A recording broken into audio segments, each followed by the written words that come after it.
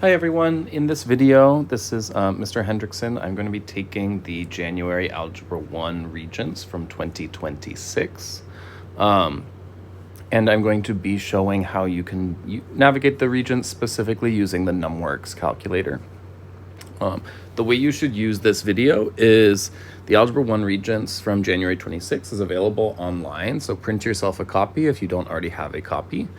Attempt each problem as I go. So pause the video, attempt the problem, and then after you have attempted it, unpause and correct or make adjustments to your work so that you can internalize as you are going. We'll work in order, beginning with multiple choice. So for this first one, pause the video now, attempt question number 1. And then now that you have attempted question number 1, I will proceed. So number 1 says a parabola is graphed on the set of axes below. They provide a graph, and then they ask us what are the equation of the axis of symmetry and the coordinates of the vertex for this parabola. So this is kind of a vocab question. When we have a parabola, the axis of symmetry is a vertical line that goes through our vertex and cuts our parabola in half. So think of the axis of symmetry as locating where the parabola, where it has a line of symmetry. Like if you were to draw an imaginary mirror, where that would be. So on this graph, our axis of symmetry would be right here. And the vertex of a parabola is either at its maximum or its minimum. So this is our vertex.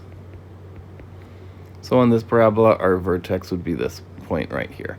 I will start with the vertex. So the coordinates of this vertex I can see are, for x, it is at +3. For y, it is at -4. Right, I'm going over 3, that's my +3, and I'm going down 4, that gets me to my vertex.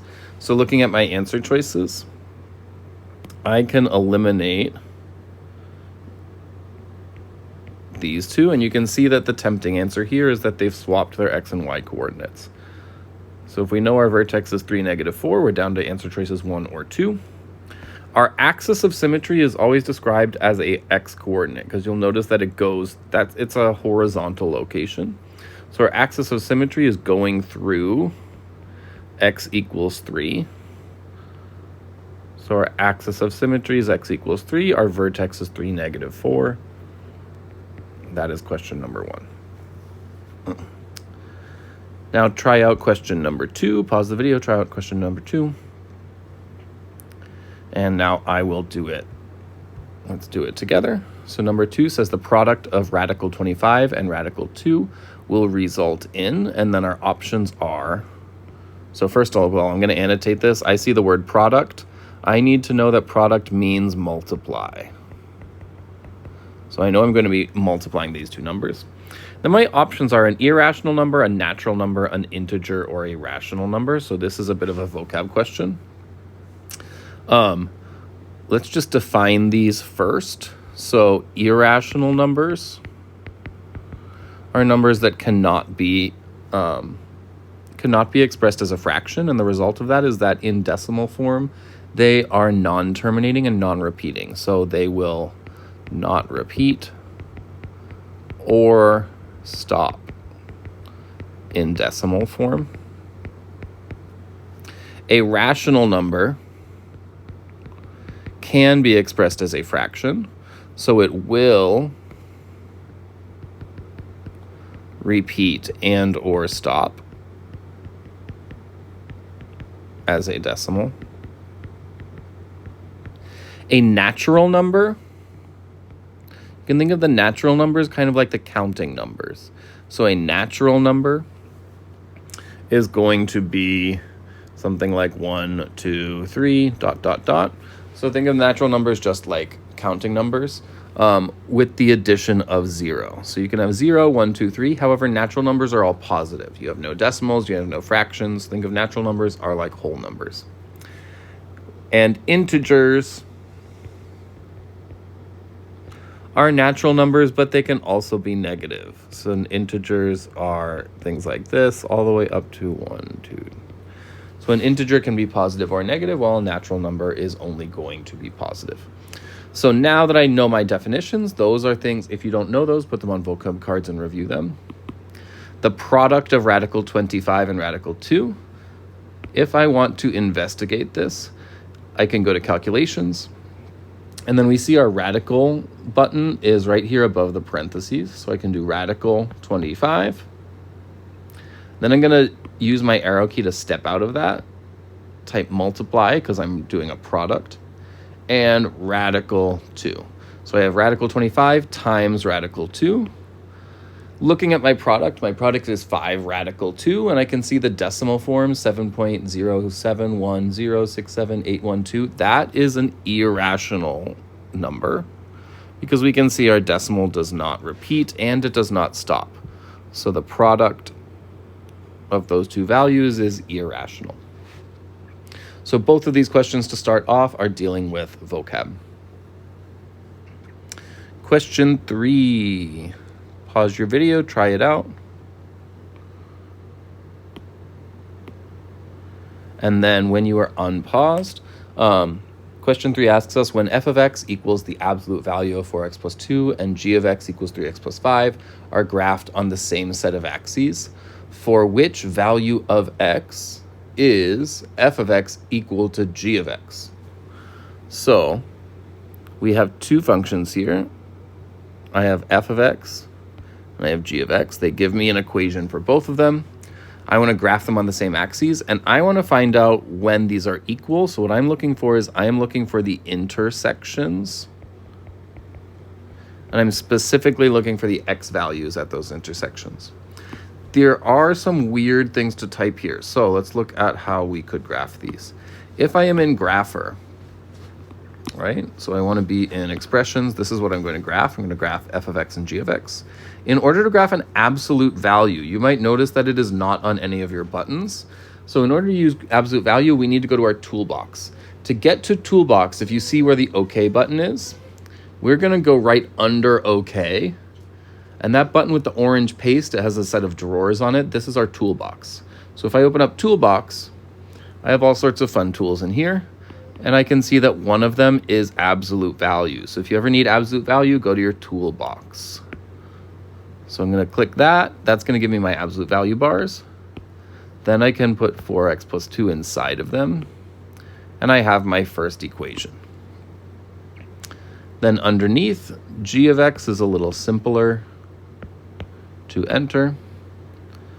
So I have my two equations entered in expressions here.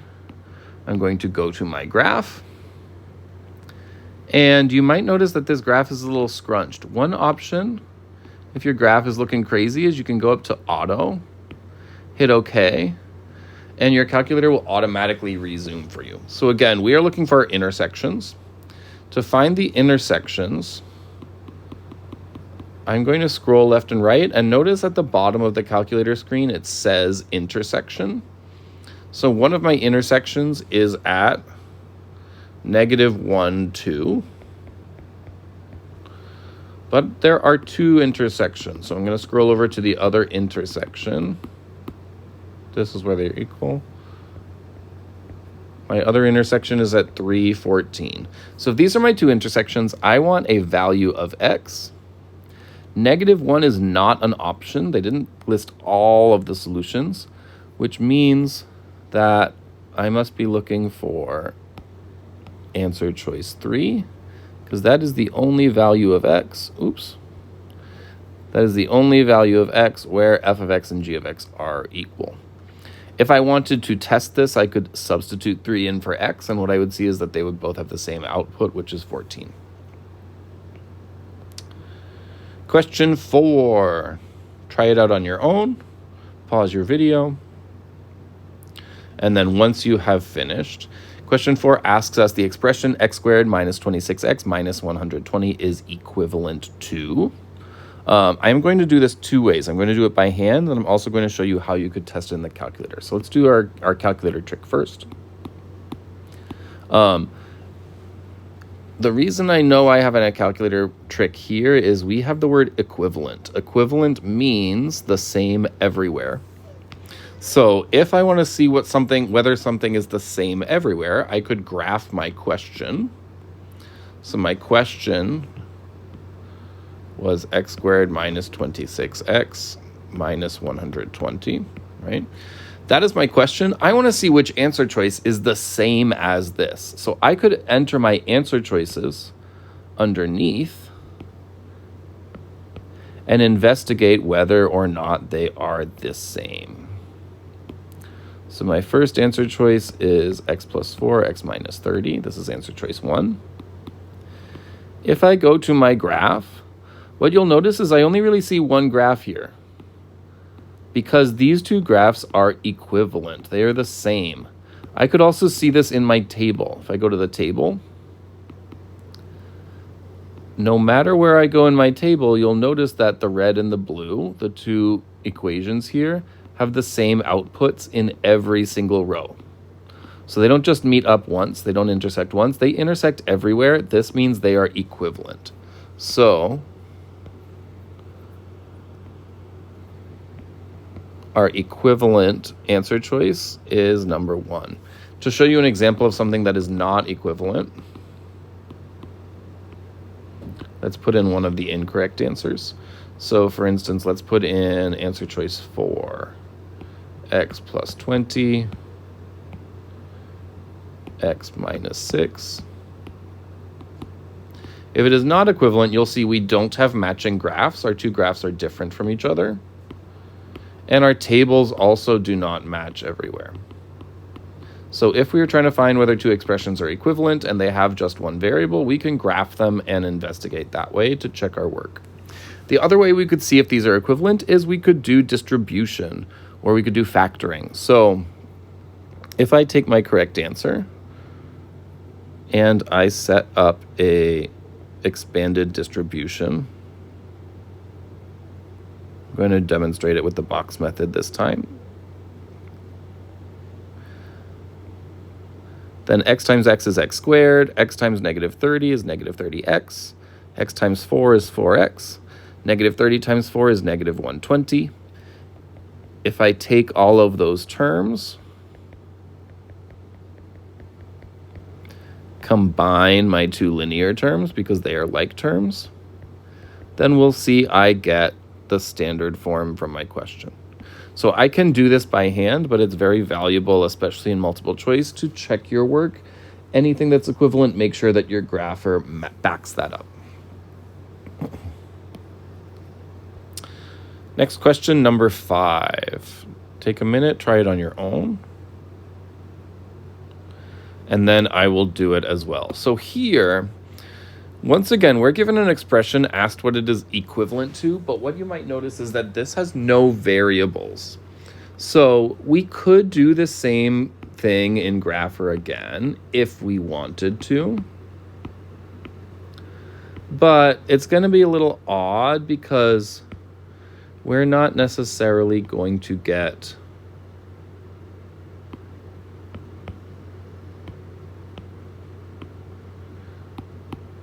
we're just going to get a single value because there's no variables. So instead, since there are no variables, what I could do instead is I'm going to go to my home calculation screen. I'm going to type in this expression. They are just asking us to simplify radicals. And what's great about your Numworks calculator is your Numworks calculator can simplify radicals for you. So if I put this in calculations, I hit OK, it tells me this is equivalent to 3 plus 4 radical 5, which is answer choice 3. The reason why this works is we can kind of see that these are almost like terms. Both of them have a radical 5. 6 minus 2 gives us 4. The 3 is not a like term, so it does not get combined. But Numworks works really well with radicals, so you can type that in calculations and it will help you out. All right, number 6. Try out number 6 on your own. And then once you're finished, unpause. Number 6 asks us, students were asked to write a polynomial given the following conditions. The degree of the expression is 3. The leading coefficient is 2.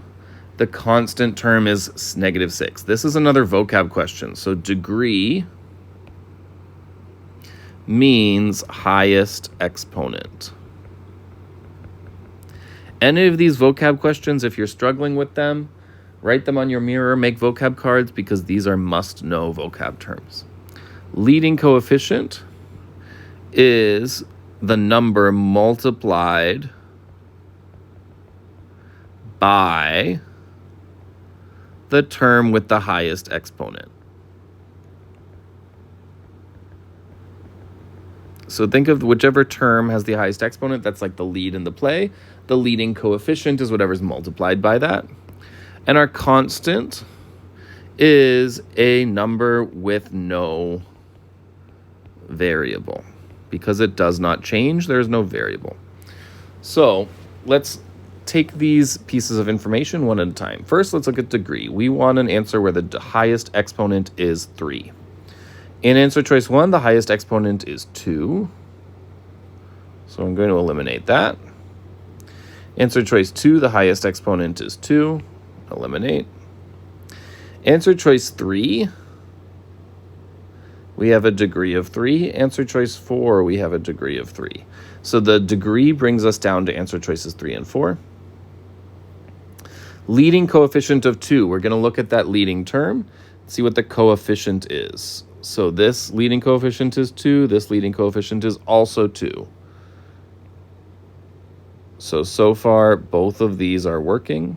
Now we want a constant of -6. Both of these have -6s, but this one is the only one where we have a -6 that is a constant. In answer choice 3, -6 is the linear coefficient because it has an x on it.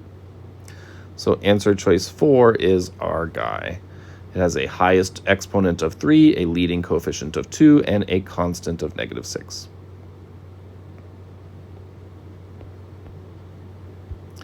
Now moving on to question 7. Pause the video, try it yourself. And then once you have unpaused, answer choice 7 asks us which graph below represents a function. Anytime we see the word function and we are asked whether something is or is not a function, I want to think of birthdays. So each person has one birthday. In a function, each input, and our inputs are x, has one output. Our outputs are y. So in a function, what we were looking for is if there is an x value that has 2 y values, it is not a function. So let's take these one at a time. If we look at, let's start with the upper left, answer choice 3. You'll notice that this x value here has 2 different y values. That's called failing the vertical line test. So because this has 2 different y values for the same x value, this is not a function. I see the same thing down on answer choice 4. So here I have an x value that goes to multiple different y values. That's like one person having more than one birthday, not allowed. So I'm down to answer choice 1 and answer choice 2. In answer choice 1, I have an x value that goes to 1, x value that goes to 1 input, x value that goes to 1 input, x value that goes to 1 input, x value that goes to 1 input. So all of those inputs have exactly one output. In answer choice 2, this answer choice 2 is almost a function because we have open circles here. So here, this is the only output because an open circle means that does not count. Right? However, this x value here has 2 closed circles. So we have one x value that has 2 birthdays. That gets rid of answer choice 2. So our function is answer choice 1 because each input has exactly one output. Moving on to question 8. Pause question 8. Pause the video. Try question 8. Unpause. It says the following function models the value of a diamond ring in dollars t years after it was purchased. What was the original price of the ring in dollars? So what I want to do is I want to look at this function I know I'm looking for the original price. I want to look at this function, and I might recognize that this is exponential. So if I have an exponential function in the form ab to the x, right? Let's color code this. You might remember that a is your initial value. B is your growth or decay factor. So that's how much we change each time. That's what we multiply by. And x or t or your variable, that's our variable represents how much time has passed. So that is our input. So we might recognize that this is our initial value, and we can call it a day. However, if we were not sure, we could also, let's say you haven't thought about exponentials in a while, we could also go to our grapher, graph this function, and look at the y-intercept. So our initial value is always going to be the y-intercept. The thing to be careful about is if we are graphing, we always want to switch our variable to x. So instead of graphing to the power of t, you want to do to the power of x. If I go to my graph, this is kind of giving me a strange range here because I want my y-intercept. So let's do auto zoom. Let's see what it does. Oh, it's still doing that. So if we get a strange range, I can scroll over because I want to see when this intersects. But you might notice that my graph is going a little crazy. So let's use this as an example of how to set our own axes. All right. If the axes are crazy, I can go up here to axes. I can set my values of x. So let's say I want my values of x. I want x to go from -10 to +10, right? Confirm. And my values of y, I know that this is it looks like we're dealing with $500, but let's say our minimum, I want to see 0. So let's set our minimum to -5 and our maximum to maybe $2,000. Confirm. Now I'm going to go confirm. Now I can see the graph the way I wanted to see it. So anytime you don't like your graph and you want to customize your axes, go right here. You can set your axes in that menu. And what I can see is that when x is 0, y is 500. So this is starting from 500. I could also see that in my table. At year 0, I have $500. So there are a couple ways where you can investigate this if you forgot exponential form. Question 9. Pause your video, try this out. This one is a little spicy, but try it out on your own. And then unpause, and let's talk about it. So the formula for the surface area of a cylinder can be expressed as S equals 2 pi r squared plus 2 pi r h, where r is the radius, h is the height, and they want what is h in terms of S pi and r. So what they're doing here, we have a kind of complex formula. They want us essentially to isolate h. These are set up primarily to assess your algebraic skills by hand. So let's see how we could isolate h here. First, h, I'm going to turn green. I want to move everything else to the other side. So I have this 2 pi r squared. I'm going to subtract that on both sides. Let's move over so we have a little more thinking space. If I subtract that on both sides, I get S minus 2 pi r squared equals 2 pi r h. And remember that I want to isolate my h. So now all of these other things are multiplied by h. The way I undo multiplication is I divide. So I'm going to divide both sides by 2 pi r. Boop, boop, boop. 2 pi r. And it's okay that this is a little messy because my answers are messy. So this gives me s minus 2 pi r squared all over 2 pi r. And I've isolated h. So let's see if this matches any of our choices. And it looks like this matches answer choice 1. So all I'm doing here is I'm being asked to isolate a variable using algebraic moves. Question 10. Try it out on your own. And then unpause your video. This says, when solving the system of equations algebraically, Mason used the substitution method. Which equation could he have used? So this is not asking us to finish the system of equations algebraically. It's just asking us to get it started and see at what point we end up with one of our answer choices.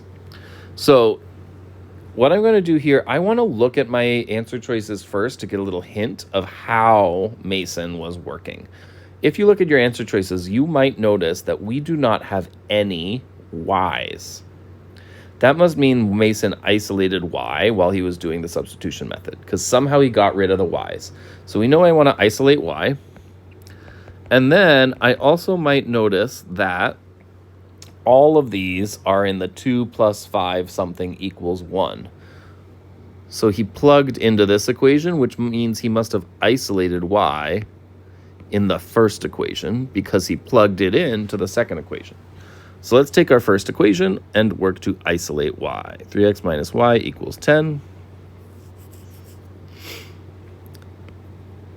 I can subtract 3x on both sides.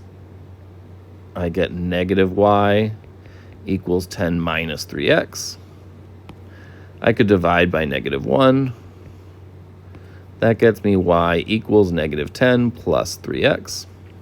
And then this, I'm going to substitute into the other equation. So I have 2x plus 5, and then instead of y, I'm going to put negative 10 plus 3x equals 1. Now let's pause. We don't want to go too far. Let's see if this is any of our answer choices. And looking at our answer choices, I see we have arrived at answer choice number 4.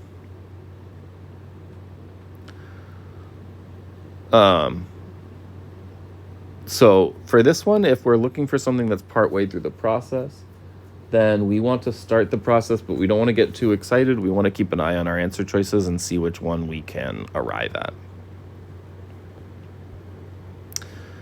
Question 11. Pause your video, try it out, and then unpause.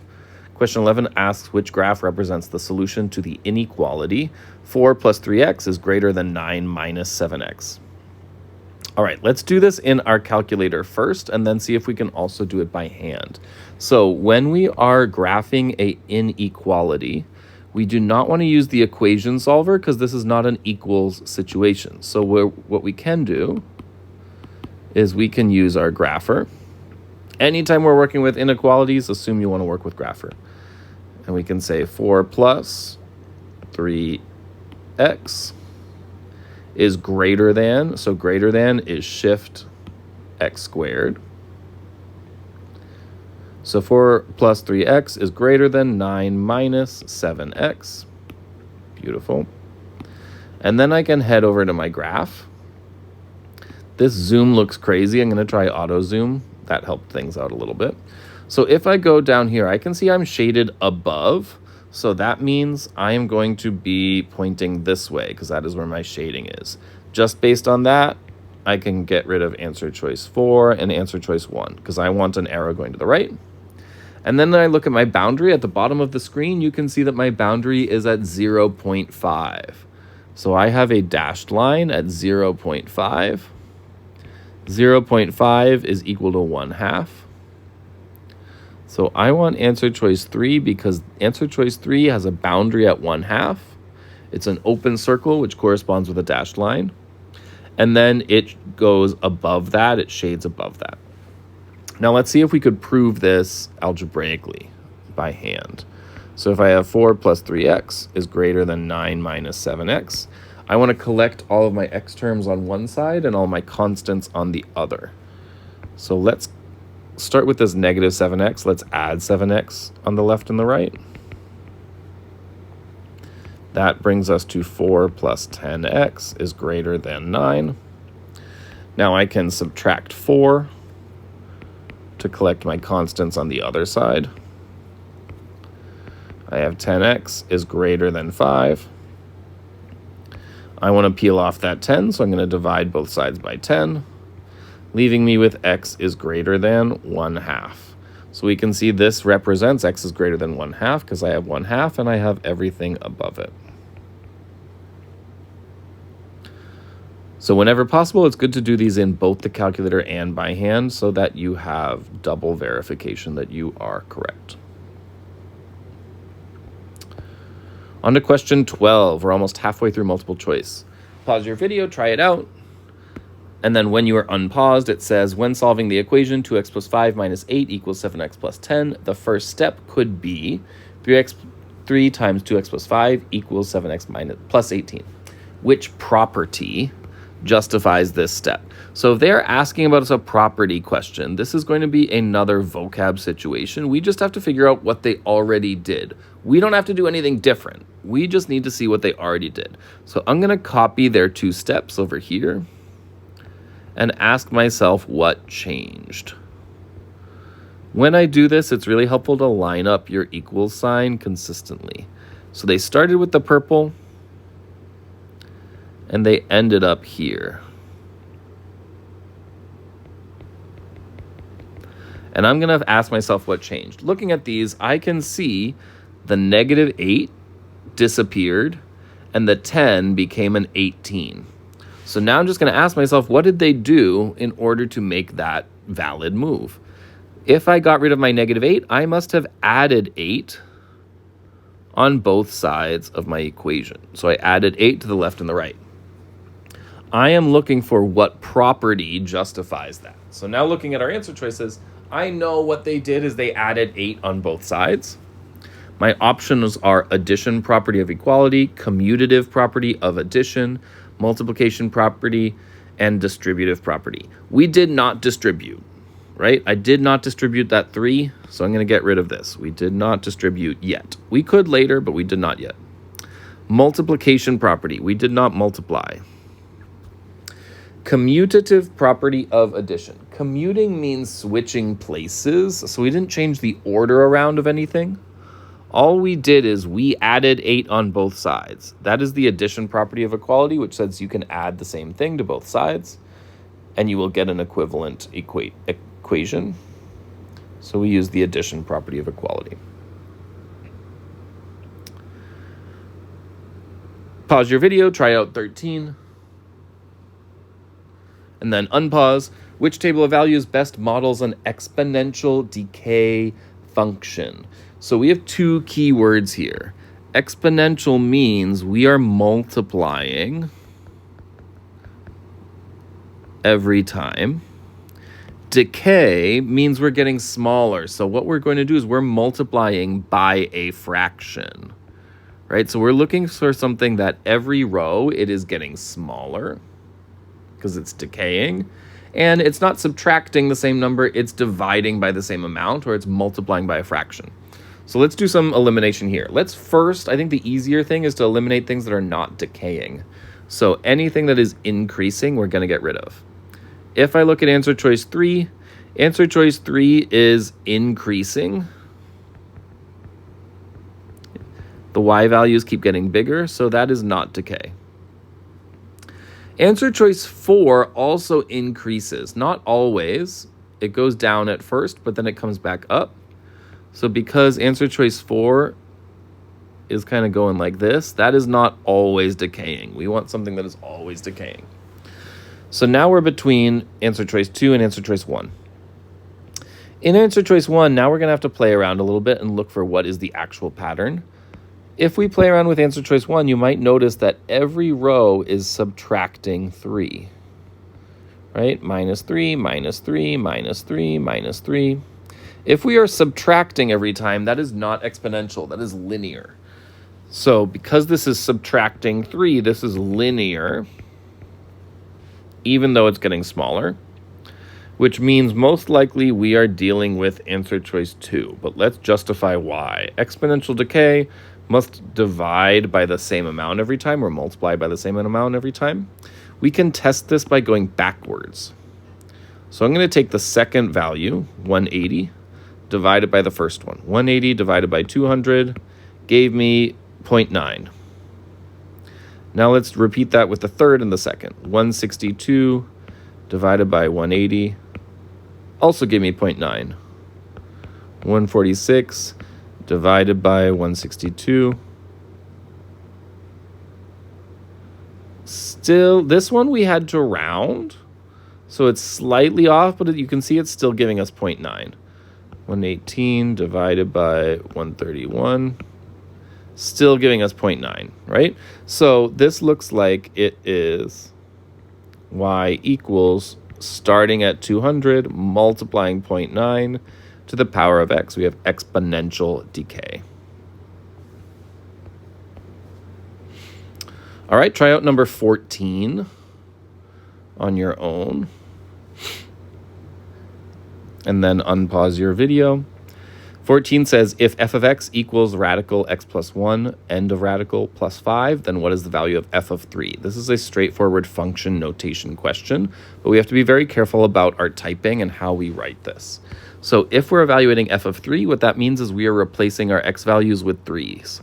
So f of 3 equals radical 3 plus 1 plus 5. However, it's very important that the 3 plus 1 is inside the radical and the plus 5 is outside of it.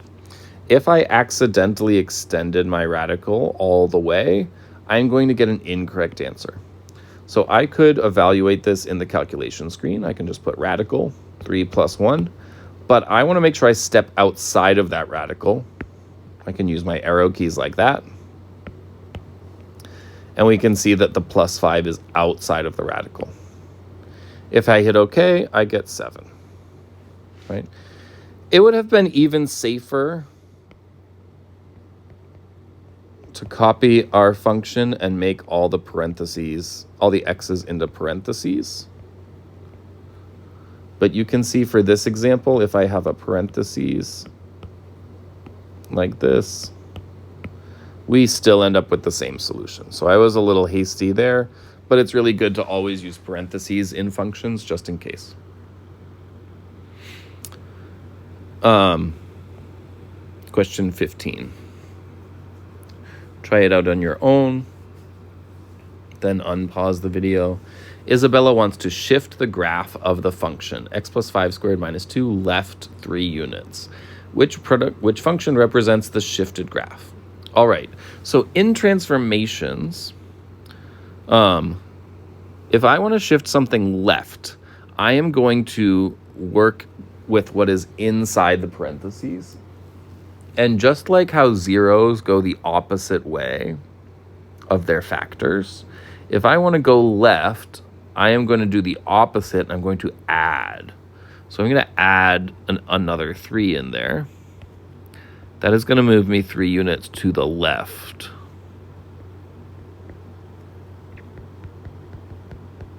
And then I know that 5 plus 3 is 8. So this is 3 units to the left of f of x. And let's call it g of x, because that's what they did, right? However, if you're not so hot on your transformations, we still want to do this by investigating, right? So we know we want to go 3 units to the left. In Grapher, what I'd like to do is I want to graph the original first. So the original function was x plus 5 quantity squared minus 2. I'm going to graph that one and just look at where it is. So this is my red parabola. I know I want to move this 3 units to the left. All right, now let's go to expressions. Let's try out the first one. If I do x plus 2 quantity squared minus 2, you might notice that the blue graph is not on the left. The blue graph shifted to the right. So answer choice 1 did not shift to the left if we started with the red graph.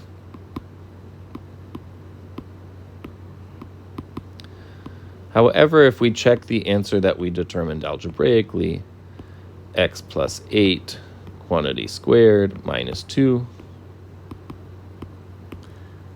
my red graph is where it is. The blue unit graph was shifted to the left. So if you have transformations, always try to double check them in your calculator to make sure you have the right thing going on. All right, try out question number 16 on your own. Pause your video and then unpause when you are finished. Question number 16 asks us, what are the zeros of x times the quantity x squared minus 36? All right, in order to get zeros, we want factored form. However, what I would like to show you is if you are asked for the zeros of any function, we can either graph it and look at the x-intercepts, or we can go to equation solver, we can copy our function,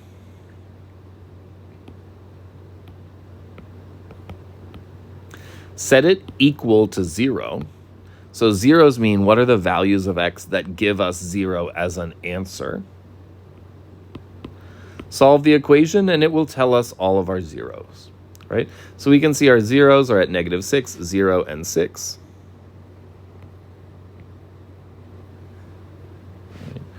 We could also see this in the grapher.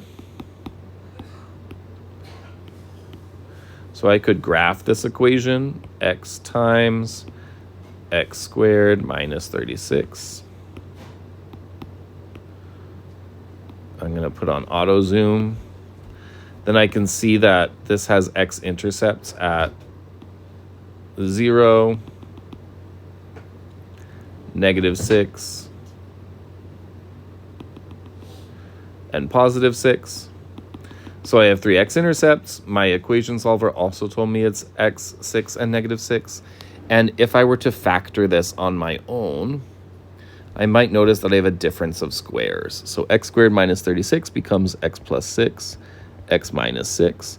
And each of these is an opportunity to be 0 if we solve it for 0. So we can do this question by hand, we can do it in the grapher, or we can do it in the equation solver. If you ask for roots or zeros, the process is the same.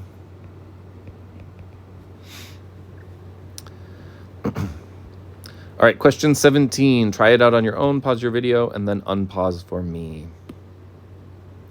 So once you're unpaused, question 17 asks us the point x, -6, lies on the graph of a parabola whose equation is y equals -x squared minus 6 plus 6. The value of x can be. So this one, we are given the equation of the parabola and we are given the y value. We are not given the x value. So we are looking for when this is true. We want y to be -6. We don't know x. There are two things we could do. One way we could approach this, we could use equation solver again. So notice how when I replaced my y with a -6, now I have an equation that could be solved. So I could go to an equation solver.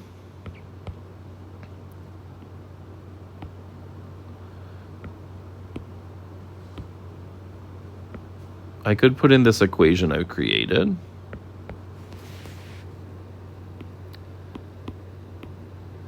And they're going to tell me I have two options. I can either have -4 or 3. Right? How could we have seen this in the graph? If I go to grapher, I could graph the parabola.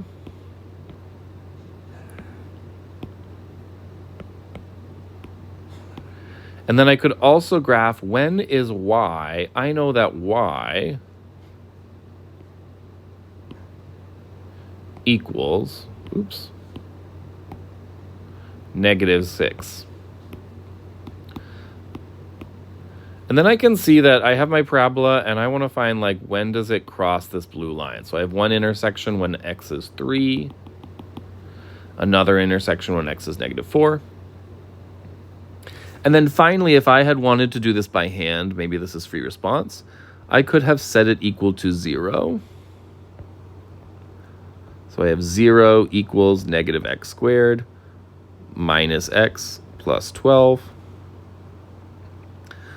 I'm going to divide everything by -1 so that this becomes 0 equals x squared plus x minus 12. I could factor this. X plus 4, x minus 3. And then if I solve, I get x equals -4 and x equals 3. So I can do this by hand, I can do it in my calculator, I can use equation solver. Many methods to approach this.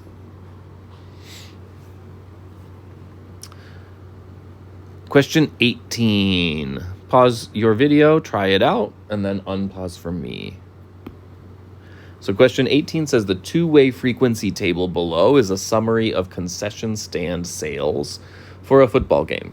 If we're dealing with a two-way table, what you want to think of is the rows divide up the data one way and the columns divided up another, and our totals are along the sides or the bottom. So in this one, we have divided into soda, water, or coffee, with our totals for each down here and our grand total over here. We also have things divided into hot dogs, pizza, or no food, with our totals and the grand total.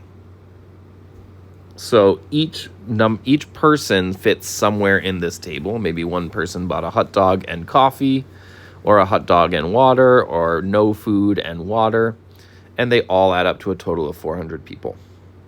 So they ask us, of the people making a purchase, what is the relative frequency of them buying pizza and water? So what relative frequency means is we want to find out how many people bought both pizza and water out of our grand total. So pizza is here, water is here. In total, we have 58 people who bought both, and there were 400 people out of the entire football game. So I want to do part over whole. I have 58 people bought both pizza and water. 400 people visited the concession in total. I'm going to reduce this. So 58 divided by 400 gives me 0.145. And that is what they mean by relative frequency. Just how many people bought both of those things, and divide that out of the total that are relevant.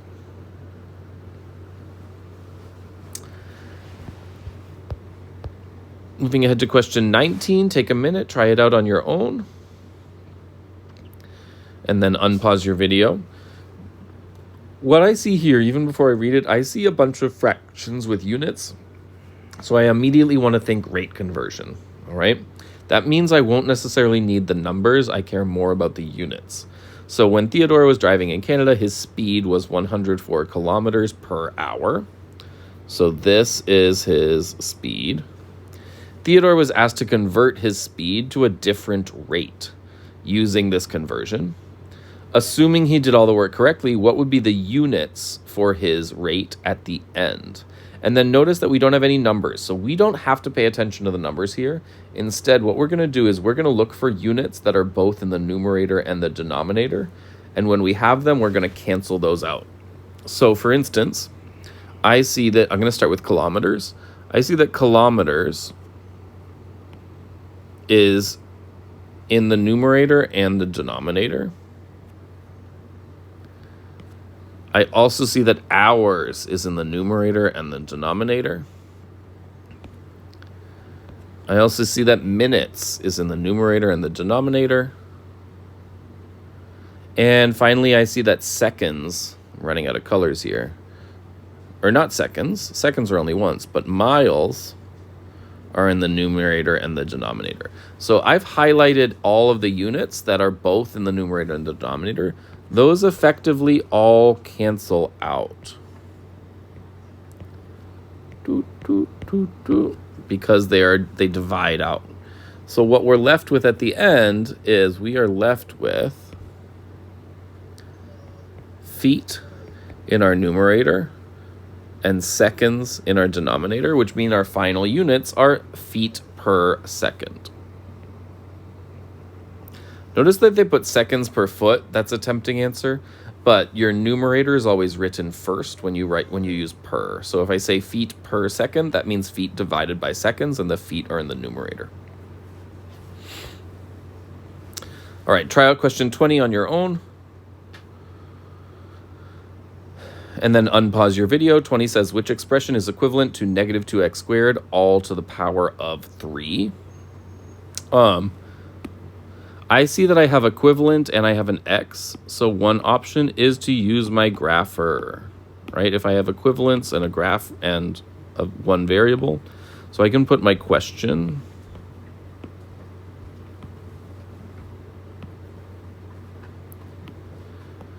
here. And then my answer choice, I can put in the second row. And then let's see, do these match? Those do not match. I don't even need to check my table. Those clearly do not match. So I can get rid of answer choice 1. Answer choice 2, negative 2x to the power of 6. Let's test that out. Those graphs also do not match everywhere.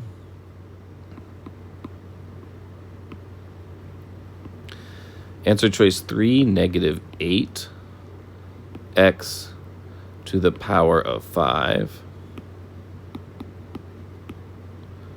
Those are not matching everywhere. They are kind of close, but we can see that they separate over here. We need them to match everywhere. So let's test answer. It seems like it's answer choice 4, but let's check to make sure. Negative 8x to the power of 6. That looks like it matches everywhere. Let's go to our table to double check. These numbers are looking kind of crazy, but they are matching. So it is answer choice 4. Now let's talk about the reason why this is true. So if I'm raising something to the third power, that means I'm multiplying it by itself 3 times. So this is the same as negative 2x squared times negative 2x squared times negative 2x squared. So negative 2 times negative 2 times negative 2 is what gives me negative 8. And then x squared times x squared times x squared, you might remember our exponent laws. If I multiply exponents that have the same base, I can add their powers. So x squared times x squared times x squared, 2 plus 2 plus 2 is 6. And I get negative 8 to the power of 6.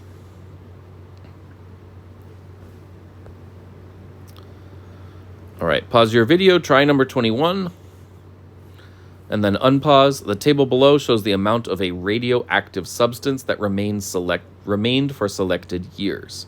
To the nearest tenth, the average rate of change in grams per year from 2000 to 2014 is. All right, the minute I see average rate of change, what I want to think is slope. Average rate of change is just slope, but it's slope between 2 specific points, okay? Your reference sheet has the slope formula for you, but you need to be able to recognize when to use it. So your reference sheet tells you that slope is y2 minus y1 over x2 minus x1. And what we need to identify to do average rate of change is we need to figure out when do they want us to start, when do they want us to end. So there's always going to be some type of interval. Notice that they say from 2000 to 2014. So that means I only care about these values and these values. So my start is 2000, 750. My end is 2014, 25. So this is my x1 and my y1. This is my x2 and my y2. I'm just going to take these values, put them into my formula for slope, and I'm going to calculate the average rate of change, which is the slope between those 2 points. So y2 is 25, y1 is 750, x2 is 2014, x1 is 2,000. And I don't need to do all of this by hand. I can go to calculations, and this is going to help me out. So if I want to write a complicated fraction, what I recommend is type division first. So hit that division sign first, then I can delete this where it says answer, and now I can fill in whatever I want. So 25 minus 750 over 2014 minus 2,000. That gives me negative 725 over 14, and then the decimal we can see is negative 51.78, which is rounds to answer choice 4. All right, so average rate of change, the minute you see that, think slope. You have your slope formula in your reference sheet, and you can go from there.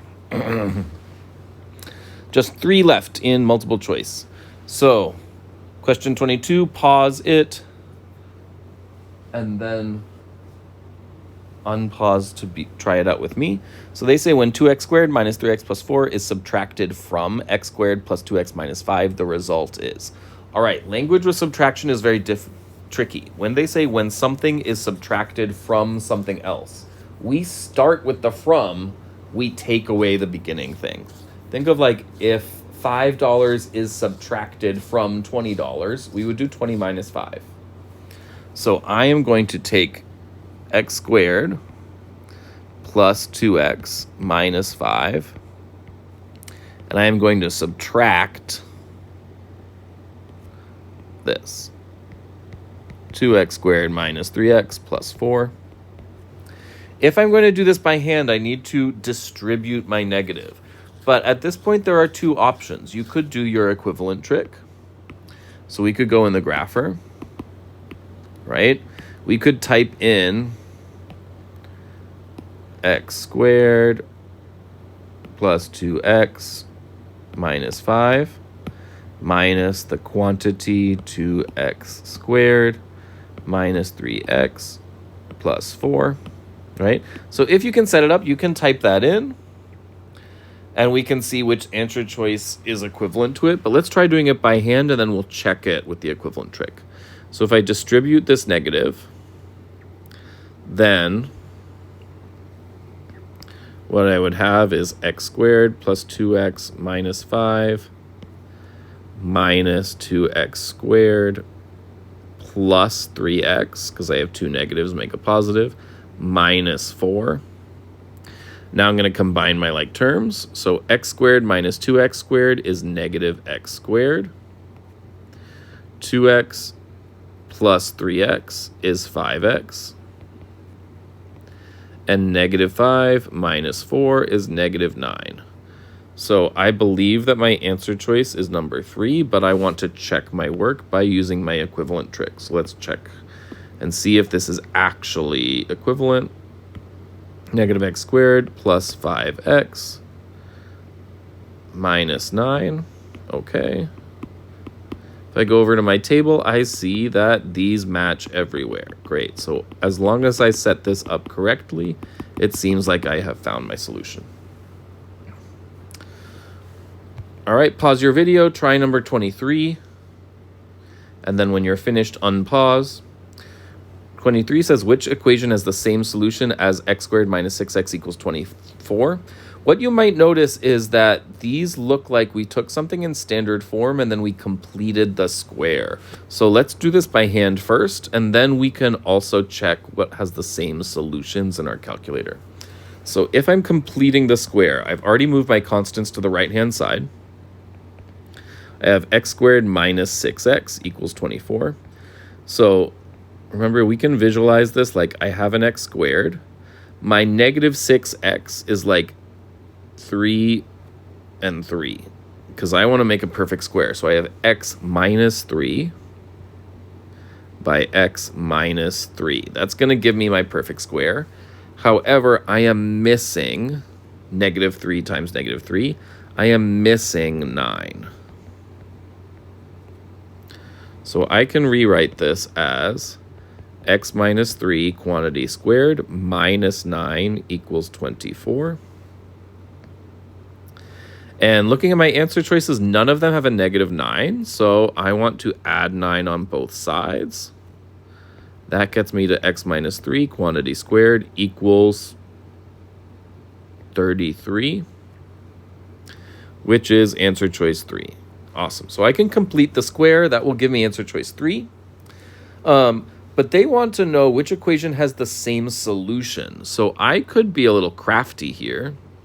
And my equation solver solves equations for me. So I could solve the question and then solve my answer and make sure that they have the same solutions. So if I put, let's try x squared. The question was x squared minus 6x equals 24. All right, let's solve this equation. So my answer choices should be 3 minus radical 33 and 3 plus radical 33. Okay. Now what I'm going to do is I'm going to solve the one I think has the same solutions. X minus 3 quantity squared equals 33. Does this also give us 3 plus or minus radical 33? It does. I got the same solutions either way, so now I'm double sure that this is correct. Finally, try out number 24, pause your video, and then unpause for me. So question 24 says, in a sequence, the first term is -2 and the common ratio is -3. The fourth term is. All right. So sequences just mean a list of numbers or terms that follow some type of rule. So they are telling us we have some type of sequence or pattern. We want to know the fourth term. So we want to know this term. They told us the first term is -2. And then they told us the common ratio is -3. The word ratio means we multiplied. So that means each time we are going to multiply by -3. If they said the common difference was -3, we would subtract or we would add. But if they say ratio, we want to multiply. So what I'm going to do is I'm just going to multiply by -3 over and over again and see what I get in the fourth term. So -2 times -3 gives me 6. Then I'm going to multiply by -3 again. I get -18. Multiply by -3 again. I get 54. My fourth term is 54. So if you are asked about a sequence, just remember a sequence is a list of numbers that follow a pattern. Pay attention to what the pattern is, and then follow that pattern. So this is the end of the January 26, 2026 multiple choice section. Take a pause, assess how you did overall in multiple choice. Think of like what your specific point goals are, and also assess what are the multiple choice skills that you think you could use some more practice on, and do you have access to those? All right. I'm going to pause this video now. There will be a separate video for free response. And so make sure that is also on this same channel. So this is the end of your January 2026 multiple choice. The second video will do the same thing with the free response section.